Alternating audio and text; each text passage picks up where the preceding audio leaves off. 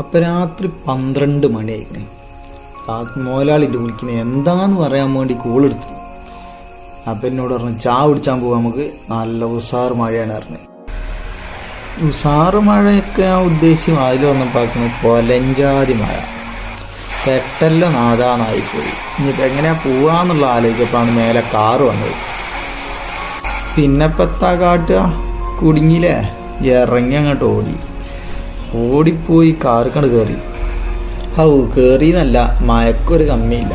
അടുത്തൊരുത്തനെയും കൂടി എടുക്കാനുള്ള പോക്കാണിഞ്ഞി, ഓനെയും കൂടി എടുത്തിട്ട് വേണം ചായ കുടിക്കാനുള്ള പോക്ക്. നല്ല മഴയത്ത് ചായ ഉസാറാവുമല്ലോ.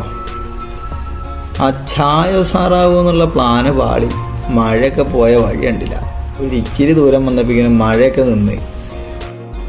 പിന്നെ ഞങ്ങൾ പോയി 24 മണിക്കൂറും പ്രവർത്തിക്കുന്ന ഒരു കടയിൽ പോയി കയറി 2 ചായയും 2 മൊജീറ്റുമാണ് പറഞ്ഞത്. ഞങ്ങൾക്ക് വേണ്ടി തിളക്കണ സാധനമാണ് ആക്കി നിൽക്കുന്നത്. പിന്നെ മൊജീറ്റ നല്ല ഉസാറ് സാധനം, അതും കുടിച്ച് അടുത്ത ഞങ്ങൾ ബർഗറിന് പറഞ്ഞു. അത് കഴിഞ്ഞ് അടുത്തതായി 2 കട്ട്ലേറ്റ് പോണു. ചായ, കട്ട്ലേറ്റ്, ബർഗർ, സാൻഡ്വിച്ച്, മൊജീറ്റോ ഇതൊക്കെ പാടെ കഴിച്ച് ഇരിക്കുകയാണ്. ഇപ്പോൾ ചെറിയ 2 ചായ അടിച്ച് വരാനെന്നുള്ള പ്ലാനിലിറങ്ങിയ ഞങ്ങളായിരുന്നു.